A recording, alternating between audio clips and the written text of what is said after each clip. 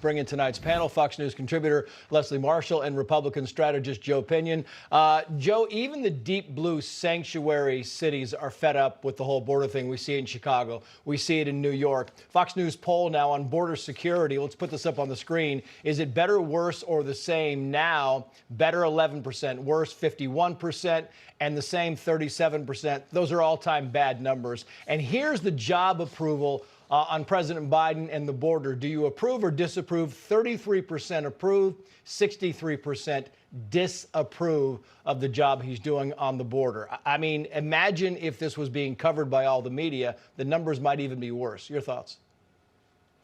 Well, look, the reality is you cannot solve a problem you don't even acknowledge exists. And for the better part of 2 years, we listened to Secretary Mayorkas, we listened to Senator Chuck Schumer, we listened to President Biden say that the crisis on the border was a Republican talking point, all while we had enough fentanyl crossing our border every single month to kill every man, woman, and child that calls this nation home, all while we sat around and watched hopelessly as we had a humanitarian crisis on both sides of the border because of the fact that they courted the conditions that we finally find here today. So I think, again, we have to be honest about how we got here. This administration has no plan, they have no doctrine, and all they have done is bring pain and suffering to the people who need help the most. Yeah, and Leslie, I mean, he's got a fair point because Mayorkas has said again and again and again for 2.5 years the border is secure. It's clearly not secure.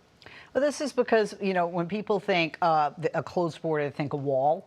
And when they think an open border, they think, oh, a lot of people can come here. We do have border checkpoints. We have entry checkpoints. When people sneak in other ways, that's not an open border. So, you know, to me, it's arguing over semantics. But one thing I don't think we should be arguing about, and quite frankly, I don't think we should be politicizing this. I mean, there are children dying, there are people dying, and both Democrats and Republicans have a responsibility, a congressional responsibility, to pass comprehensive immigration reform to change this. No president, right or left, can do it with the stroke of a pen.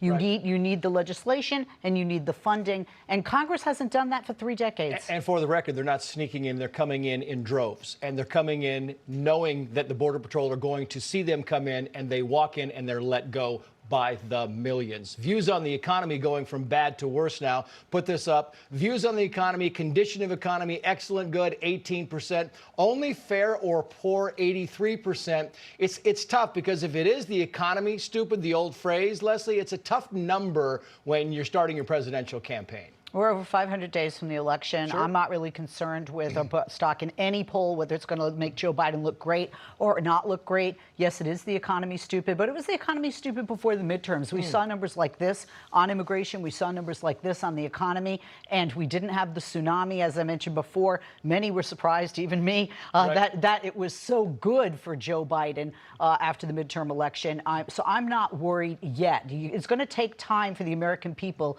to feel the positive effects that we've had in the economy. But it's a big number. The against number, Joe, is big. And if you're Ron DeSantis, if you're the former president, you're thinking, look, this is a tailwind.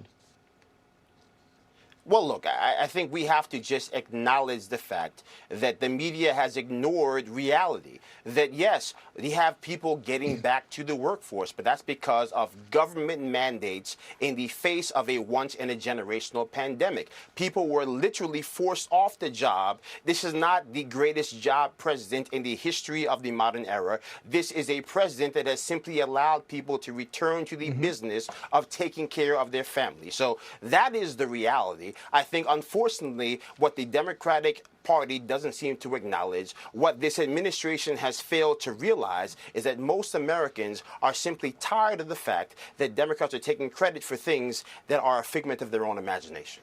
Joe Pinion, Leslie Marshall, thank you both.